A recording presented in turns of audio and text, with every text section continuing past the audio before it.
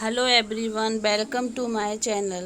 Class 8 Hindi का first chapter ध्वनि। इस कविता में कवि कलियों एवं पुष्पों के माध्यम से कवि ने देश के युवाओं को गतिशील और जागरूक बनाने की चेष्टा की है। कवि का मानना है कि जीवन रूपी उपवन में अभी अभी वसंत का आगमन हुआ है। कभी जीवन का अंत नहीं हो सकता, अभी तो शुरुआत है। युवाओं जो निराशावादी हैं, जो आलस की भावना रखते हैं, उनकी आलस की भावना को खींचकर उनमें उत्साह भर देना चाहते हैं। कवि को बार बार ऐसा लगता है कि उसका अंत अभी निकट नहीं है। तो इस कविता में कवि कहना चाहते हैं कि अभी ना होगा मेरा अंत, अभी अभी तो आया है मेरे वन में मृदुल वसंत। अभी ना होगा मेरा अंत। अंत का मतलब होता है समाप्ति, और वन का मतलब होता है जंगल, और मृदुल का मतलब होता है कोमल। तो कवि इसमें कहना चाहता है कि अभी तो कभी जीवन का कभी अंत नहीं होगा, अभी तो उसके जीवन रूपी वन में वसंत का आगमन हुआ है, अभी उसका अंत नहीं होने वाला। हरे हरे हैं ये पात, डालियां कलियां कोमल गात, मैं ही अपना स्वप्न में दुलकर फेरूंगा निर्दित कलियों पर, जगह एक प्रत्युष मनोहर।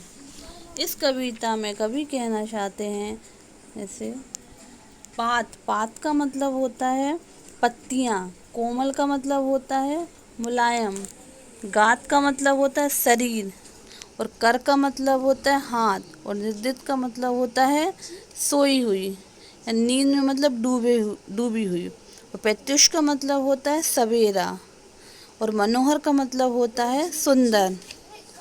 तो कवि इस कविता में कहना चाहता है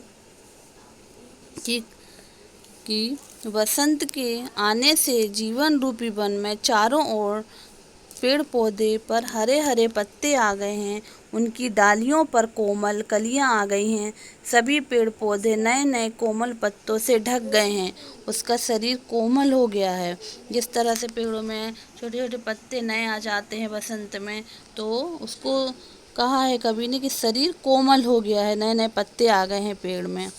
और इसमें कवि कहना चाहते हैं कि जो हमारी युवा पीढ़ी है, जो नवयुवक हैं, तो वो उनको अपनी इस कविता के माध्यम से प्रेरित करना चाहते हैं और उनके मन में उत्साह भर देना चाहते हैं।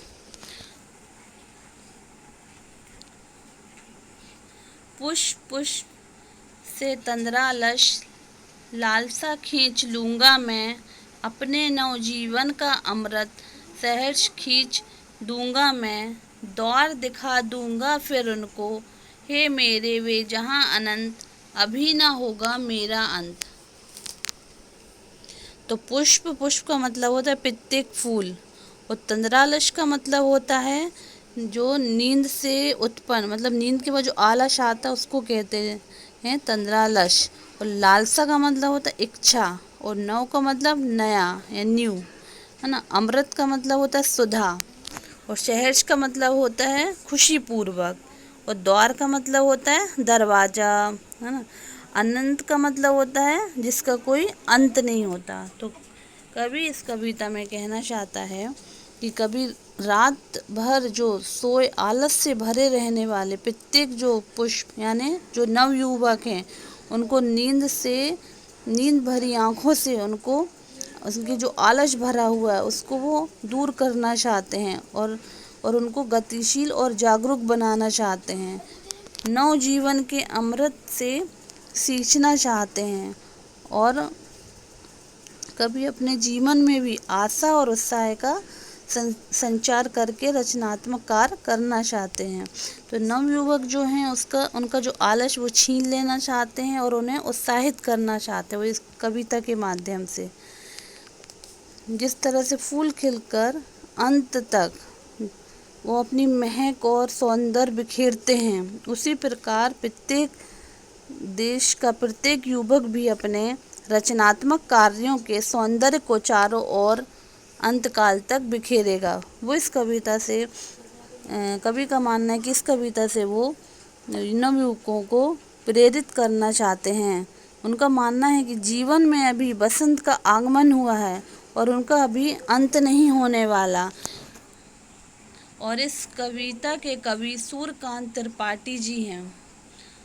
और इस कविता में कवि का एक ही उद्देश्य है, जो नवयुवक हैं उनका जो आलस दूर करना चाहते हैं और उन्हें जागरूक बनाना चाहते हैं और उन्हें प्रेरित करना चाहते हैं अपने देश के प्रति।